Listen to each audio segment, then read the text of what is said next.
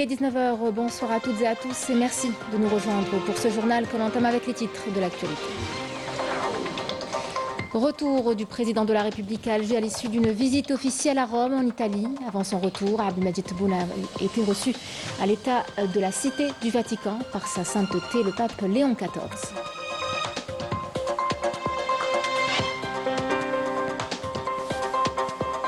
Lors de sa visite, le président de la République a rencontré des membres de notre communauté établie en Italie qui ont afflué en masse pour lui souhaiter la bienvenue, ce qui leur a permis de réaffirmer l'attachement qu'il porte à l'Algérie.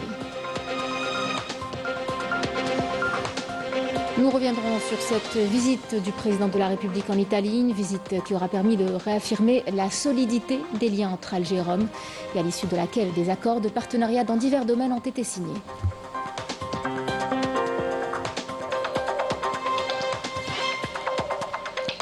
Le ministère des Affaires étrangères évoque une grave violation de la Convention de Vienne et annonce l'application immédiate du principe de réciprocité.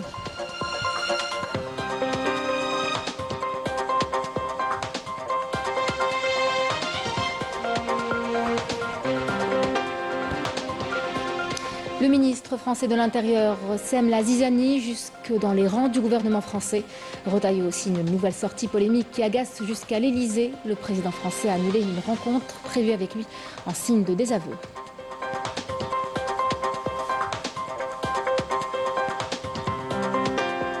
Et puis nous terminerons chez nous, à Béjaïa, pour vous parler d'un établissement hôtelier en vogue en ce moment. Les Hamadites qui ne désemplissent pas. Visiteurs et vacanciers sont nombreux à s'y rendre pour profiter des activités qui y sont proposées. Un reportage est à suivre. Mesdames, Messieurs, bienvenue à vous. Le président de la République, Abdelmadjid Tebboune, a regagné Alger cet après-midi en provenance de Rome à l'issue d'une visite officielle en République italienne. Il a été accueilli à son arrivée à l'aéroport international d'Alger par le Premier ministre Ned El Arbaoui. Le ministre délégué auprès du ministre de la Défense nationale, chef d'état-major de l'ANP, le général d'armée Saïd Changriha, et le directeur de cabinet à la présidence de la République, Bolan Bolan.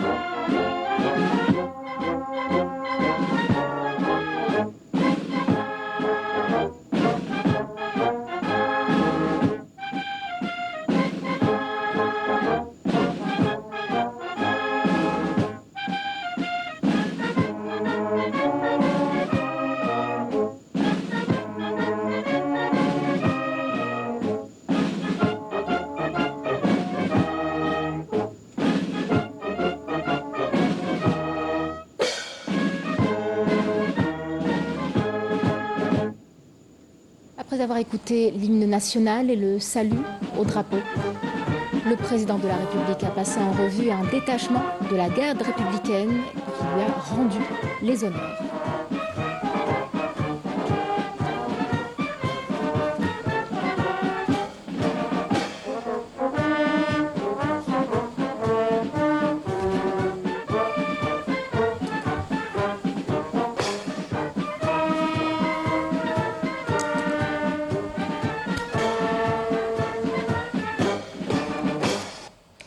Le président de la République, Abdelmadjid Tebboune, a été reçu aujourd'hui au palais apostolique de l'État de la Cité du Vatican par sa sainteté le pape Léon XIV. Les discussions ont porté sur les relations bilatérales ainsi que les derniers développements sur la scène internationale. Les deux parties ont souligné l'importance du dialogue interreligieux et de la coopération culturelle dans l'établissement de la paix dans le monde. À l'occasion, le président de la République a offert au pape Léon XIV un souvenir sur lequel a été gravé l'olivier de Saint-Augustin et une copie de la lettre de l'émir Abdelkader, qui est fondateur de l'État algérien moderne, ainsi qu'une branche de l'olivier de Saint-Augustin qui remonte à plus de 20 siècles.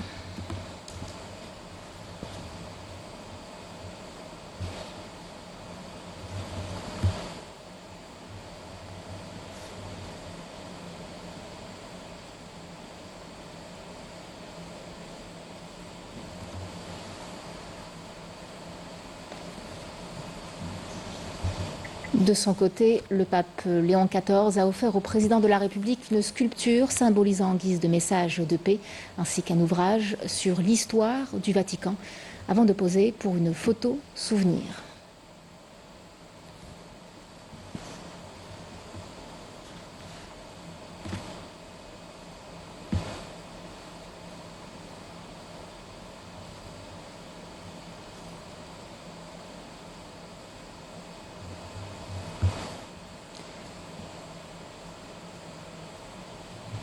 Le président de la République ainsi que la délégation qui l'accompagnait a par la suite rencontré les hauts dignitaires religieux au palais apostolique.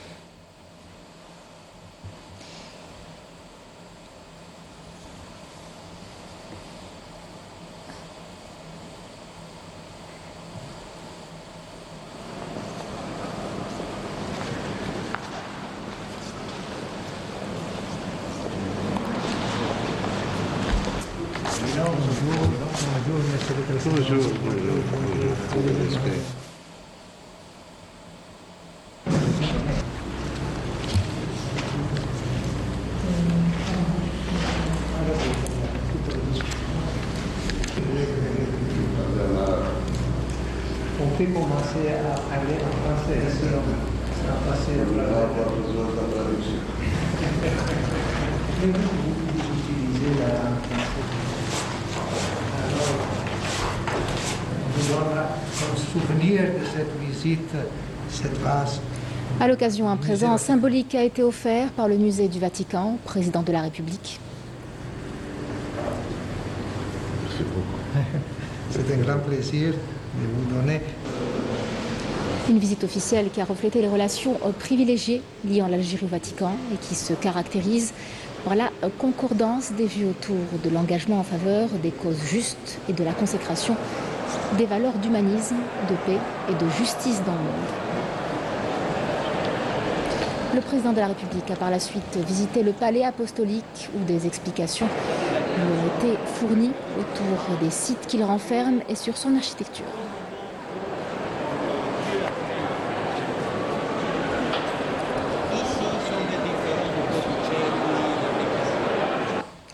Le président de la République était arrivé plus tôt dans la journée à l'état de la cité du Vatican. Le chef de l'État avait été accueilli à son arrivée par le régent de la maison pontificale.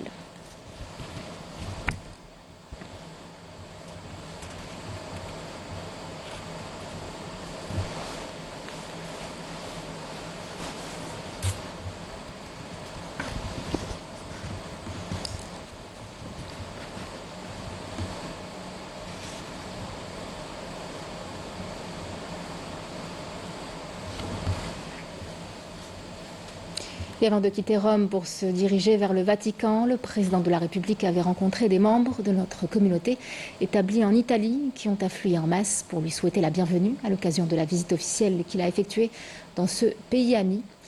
Le président de la République les a salués et a échangé avec eux. Cette rencontre leur a permis de lui réaffirmer l'attachement qu'il porte à leur mère patrie, l'Algérie.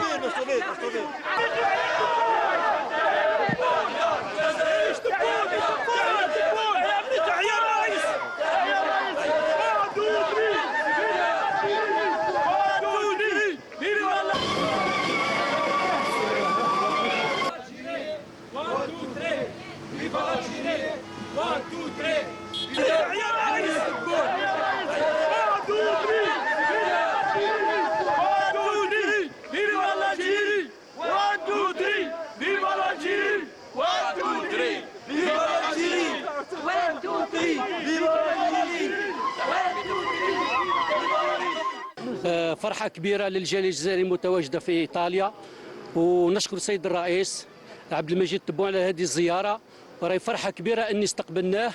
والله هذا شيء يعني ما نقدرش نتصور الفرحة تاع الجالية الجزائرية الموجودة هون، يعني كبار وصغار، وان شاء الله رانا فرحانين بالاتفاقات اللي داروها ان شاء الله مع السلطات الايطاليه. Voilà, c'est un très grand jour pour nous, la communauté algérienne en Italie. On est très fiers de notre président, surtout sur les accords signés avec le gouvernement italien. اليوم كامرأة جزائرية مقيمة بإيطاليا أتقدم كأم وأخت وابنة بنت الجزائر. يشرفنا ياسر بحضور الرئيس عبد المجيد تبون اللي شرفنا اليوم، ولينا فرحة كبيرة اللي جاء واستقبل الجالية الجزائرية. نشكر سيادة وفخامة رئيس الجمهورية عبد المجيد تبون بزيارته هنا إلى إيطاليا لتوقيع توقيع عقد شراكة ما بين إيطاليا والجزائر، وفي اهتمام خاص بالوثيقة اللي كنا متعينين عليها هي برخصة السياقة. ونشكر جزيل الشكر وتحية الجزائر ويحيى عميد تبون، الله يرحم الشهداء. À l'occasion de la visite officielle qu'a effectuée le président de la République en Italie, il a été procédé aujourd'hui à Rome à l'inauguration d'une plaque commémorative en hommage au défunt Moudjahid Tayeb Boulahrouf. Le ministre d'État, ministre des Affaires étrangères, de la communauté nationale à l'étranger et des Affaires africaines, Ahmed Attaf, a supervisé la cérémonie d'inauguration en présence du vice-maire de la ville de Rome, et ce, au niveau de l'agence Air Algérie à Rome. Ahmed Attaf a affirmé à l'occasion que le défunt Moudjahid Tayeb Boulahrouf, représentant du gouvernement provisoire algérien à Rome, est un des symboles de la glorieuse révolution de la libération nationale. Le président de la République, Abdelmadjid Tebboune, a quitté Rome, la capitale italienne, rentrant au pays après une visite officielle qui a reflété la profondeur des relations historiques entre les deux peuples amis. Elle a également permis de concrétiser la volonté politique des deux dirigeants d'élargir les horizons de la coopération et de jeter les bases d'un partenariat bilatéral renouvelé.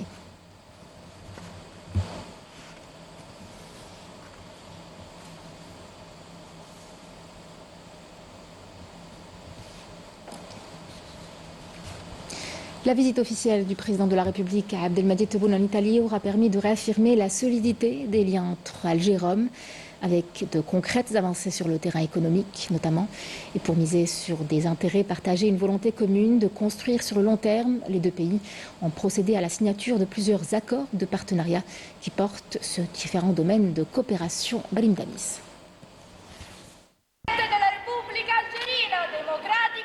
Dans un contexte de défis internationaux croissants et de mutations régionales accélérées, la nécessité de renforcer la coordination et de développer la coopération avec des partenaires fiables s'impose. C'est dans ce cadre que se dessine l'axe Alger-Rome. La visite du président de la République Abdelmadjid Tebboune a été l'occasion de réaffirmer la volonté des deux pays de consolider leurs liens d'amitié historique et d'ouvrir des perspectives prometteuses pour le renforcement de la coopération bilatérale vers un partenariat stratégique. جسدنا خطوات عملية معبرة عن إرادة سياسية راسخة لتقوية علاقاتنا الثنائية التاريخية ولمد المزيد من جسور التعاون. Nous coopérons avec un partenaire doté d'une grande expérience et d'une vision profonde. Le président Tebboune et moi avons discuté longuement. Nous avons échangé sur les questions de politique étrangère. Son point de vue est toujours précieux, fondé sur une connaissance approfondie. Nous avons abordé les enjeux de stabilité et de sécurité dans la région méditerranéenne. Des partenariats prometteurs ont été noués et une coopération multiforme et multidimensionnelle a été mise en place, traduisant la volonté de l'Algérie de s'affirmer en tant que partenaire fiable et incontournable sur la rive sud de la Méditerranée, et celle de l'Italie de renforcer sa position de portail de l'Europe vers l'Afrique. ما أنجزناه اليوم يفتح آفاق واسعة للشراكة جزائرية إيطاليا استراتيجية نموذجية تعكس حقا عمق العلاقات العريقة وروابط الصداقة المتجدرة بين الجزائر وإيطاليا. Nous assistons aujourd'hui à la signature de plusieurs accords entre nos deux pays, mais aussi entre deux systèmes de production. C'est un aboutissement dont nous sommes naturellement très fiers, car au-delà des chiffres, ces accords incarnent des objectifs communs que l'Italie et l'Algérie ne cessent de définir ensemble. Le forum d'affaires algéro-italien, qui a réuni plus de 300 opérateurs économiques, illustre cette dynamique d'une coopération en pleine expansion, couronnée par la signature de 30 accords couvrant des secteurs clés. Cet événement est la concrétisation des aspirations économiques communes des deux pays, fondées sur les intérêts mutuels. إيطاليا تعد من أكثر الشركاء الموثوقين. أدعو في هذه المناسبة المتعاملين الاقتصاديين الجزائريين والإيطاليين إلى الاعتماد على رصيد العلاقات بين البلدين والزخم الذي تعرفه الشركات الاستراتيجية بينهما من أجل المساهمة برؤية رابح. Nos partenariats ne se limitent pas au secteur énergétique, car l'Algérie est un pays en pleine dynamique qui investit massivement dans des domaines stratégiques et vitaux. Intergovernativo e quindi, come capite, sono numeri che ci soddisfano particolarmente. Le sommet algéro-italien a représenté un bond qualitatif dans les relations entre les deux pays, porté par une vision commune fondée sur la complémentarité plutôt que la dépendance et sur un partenariat équilibré à long terme et non sur un partenariat conjoncturel. Des accords et projets conjoints qui viennent ainsi renforcer un axe stratégique reposant sur la confiance mutuelle et les intérêts communs. Et puis, vous pourrez suivre à partir de 21h sur Canal Algérie l'émission Questions d'actu consacrée à la visite officielle du président de la République Abdelmadjid Tebboune en République italienne. Dans l'actualité, également ce tragique accident survenu dans la wilaya d'Al-Bayad sur la route nationale N47. 6 personnes ont perdu la vie, 45 autres ont été blessées suite à un carambolage entre 2 bus de transport de voyageurs, un camion semi-remorque et un taxi. En ces douloureuses circonstances, le président de la République, Abdelmadjid Tebboune, adresse ses sincères condoléances et sa profonde compassion aux familles des victimes décédées. Il implore le Très-Haut d'accorder aux défunts sa miséricorde et d'insuffler à leurs proches patience et réconfort et de rétablir promptement tous les blessés. Il n'y a de force et de puissance qu'en Dieu. À Dieu nous appartenons et à lui nous retournons, a écrit le président de la République. Le ministre des Transports, Saïd Sayoud, s'est rendu dans la wilaya d'Al-Bayad pour présenter ses condoléances aux familles des victimes et s'enquérir de l'état des blessés.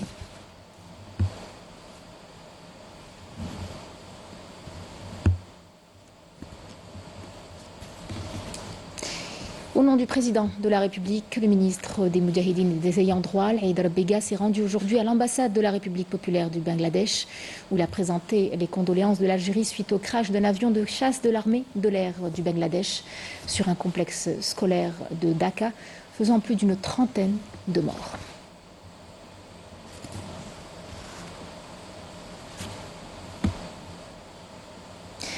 Clôture de la session parlementaire ordinaire 2024-2025 au siège du Conseil de la Nation lors d'une séance plénière présidée par le président du Conseil, Azzouz Nasri. La cérémonie s'est déroulée en présence du président de l'Assemblée populaire nationale, Brahim Bourali, de la présidente de la Cour constitutionnelle, Leïla Aslaoui, du Premier ministre, Nadel Arbaoui, et de membres du gouvernement. Dans une allocution, le président du Conseil de la Nation a affirmé que l'Algérie connaît des transformations positives rapides et avance aujourd'hui à pas ferme sous la direction clairvoyante du président de la République vers le développement escompté pour accéder au rang des économies émergentes. Azzouz Nasri a ajouté que l'Algérie a pu aujourd'hui obtenir des résultats significatifs sur le terrain, concrétisant ainsi le développement économique et social multiforme dans sa dimension globale. L'Assemblée populaire nationale a également clôturé ce jeudi sa session parlementaire ordinaire 2024-2025 lors d'une séance plénière présidée par le président de l'Assemblée. Lors de la cérémonie de clôture, Brahim Bourali a souligné que cette session a été particulièrement riche, ayant accompagné l'effort national pour consacrer les valeurs de la République et la primauté du droit et à répondre aux aspirations des citoyens conformément à la vision du président de la République, Abdelmadjid Tebboune. Le ministère des Affaires étrangères a pris connaissance avec étonnement de la mesure prise pour entraver l'accès des agents accrédités de l'ambassade d'Algérie en France aux zones réservées des aéroports parisiens aux fins de prise en charge des valises diplomatiques. À la suite de cette mesure, le chargé d'affaires de l'ambassade de France en Algérie a été reçu ce jour au siège du ministère des Affaires étrangères afin de lui demander des clarifications à ce sujet. De même, le chargé d'affaires de l'ambassade d'Algérie en France a pris attache avec les services compétents du ministère français de l'Europe et des Affaires étrangères. Les démarches entreprises tant à Alger qu'à Paris ont permis d'établir que la dite mesure a été prise par le ministère français de l'Intérieur à l'insu du ministère de l'Europe et des Affaires étrangères, dans l'opacité totale et sans la moindre notification officielle, comme le veulent les règles élémentaires de la pratique diplomatique. Cette mesure constitue une atteinte grave au bon fonctionnement de la mission diplomatique algérienne en France, ainsi qu'une violation manifeste des dispositions de la Convention de Vienne sur les relations diplomatiques, en particulier son article 27, alinéa 7.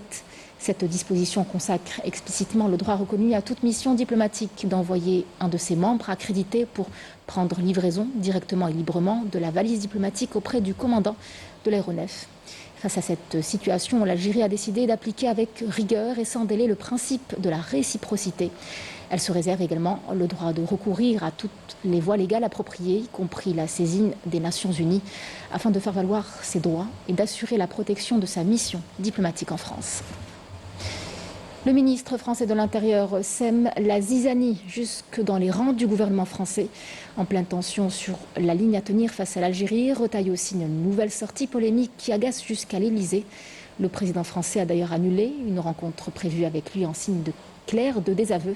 Dans son camp, les voix s'élèvent pour dénoncer une stratégie clivante qui fragilise l'équilibre au sommet même de l'État. Walid Yousfi. Donc on a d'un côté la France qui s'engage autour de moi, et on a de l'autre côté la France qui sent sauvage.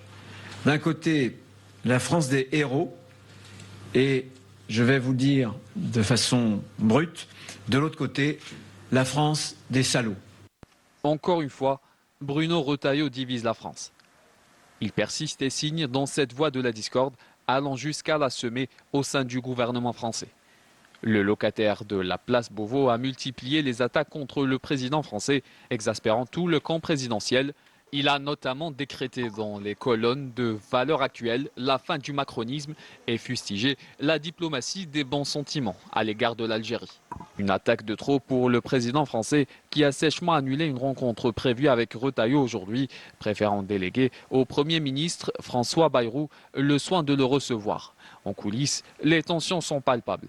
Le camp présidentiel réagit vivement. L'ancienne première ministre et actuelle ministre de l'Éducation, Elisabeth Borne, dénonce une tentative de division du socle commun, appelant à un respect mutuel pour agir ensemble afin de ne pas affaiblir les remparts contre les extrêmes. Derrière ce clash, c'est une ligne idéologique qui se dessine, une droite extrême qui tente d'imposer une vision sécuritaire et nationaliste, souvent teintée d'un discours haineux et décomplexé envers l'Algérie. Une stratégie électoraliste qui fracture l'exécutif et jette une ombre sur les relations franco-algériennes.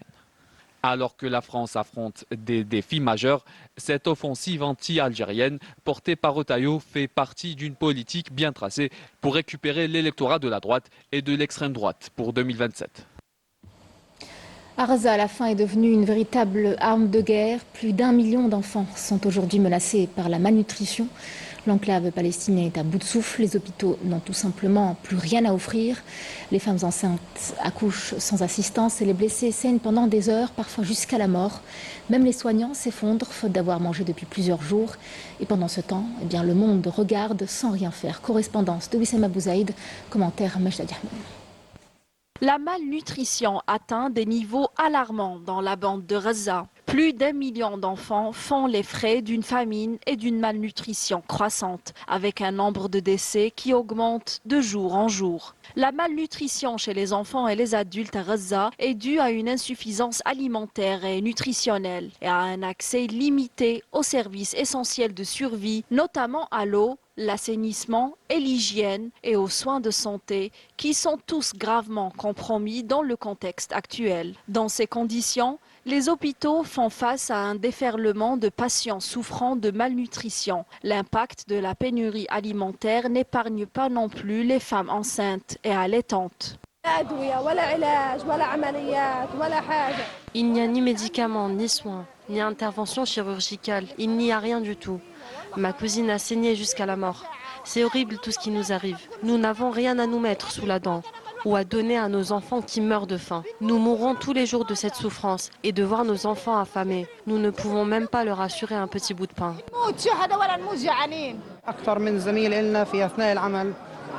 Plusieurs de nos collègues succombent en travaillant, ils perdent conscience à cause de la fatigue et de la faim. Certains d'entre eux se rendent à l'hôpital, le ventre vide depuis 2 jours. Seuls 18 des 36 hôpitaux de l'enclave palestinienne sont partiellement opérationnels. Sur 163 établissements de santé, moins de 40% sont aptes à délivrer des soins. Les blessés attendent des heures, parfois des jours, sans être pris en charge. Les médecins, épuisés, manquent de tout. Cela fait plus de 2 jours que j'attends à la porte du bloc opératoire. Cela fait 2 jours que je saigne et que j'attends qu'une salle d'opération soit disponible pour me soigner. Les médecins sont épuisés et ne parviennent plus à soigner les patients. Ils ont faim et ont besoin de repos. Les enfants, quant à eux, arrivent ici en vie, mais ils saignent tellement qu'ils meurent. Sous les regards du monde entier, l'entité sioniste orchestre une catastrophe humanitaire à ciel ouvert dans l'impunité la plus totale. Revenons chez nous, plus précisément à Borj Bouarerij, où un important dispositif aérien a été déployé pour maîtriser un incendie. Pas moins de 10 avions de lutte contre les incendies de la protection civile ont été déployés pour éteindre un feu qui s'est déclaré hier après-midi dans la commune de Teniet Nasr. Des avions dépêchés depuis Béjaïa, Naba et Jejel qui ont permis d'éteindre plusieurs foyers d'incendie en mettant à contribution les colonnes mobiles de Borj Bouarerij, Béjaïa et de Msila, appuyés par des éléments de la protection civile venus de Bouira et de Sétif. Un centre de commandement opérationnel a été mis en place pour coordonner l'activité de lutte des différentes unités assistées d'éléments de l'ANP et de citoyens qui ont contribué à l'évacuation des habitants des villages situés dans le voisinage du sinistre. Les évacuations ont été effectuées avec succès et aucune perte humaine n'a été déplorée. À Béjaïa, comme d'ailleurs dans toutes les villes du pays, l'été bat son plein et parmi les lieux qui font sensation cette année, l'hôtel Les Hamadites qui ne désemplit pas. Cet établissement hôtelier attire chaque jour des vacanciers venus de tout le pays et même de l'étranger.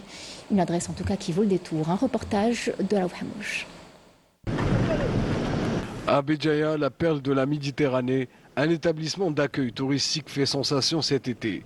L'hôtel Les Hamadites, niché entre mer et montagne, attire chaque jour des centaines d'estivants qui y affluent des 4 coins du pays et même de l'étranger. L'hôtel Hamadites, c'est une très belle plage, la piscine, c'est bien. Même les prix sont très bien. Je suis de Betna, j'arrive ici à Hamadites, c'est un très bel hôtel où je trouve que toutes les commodités nécessaires.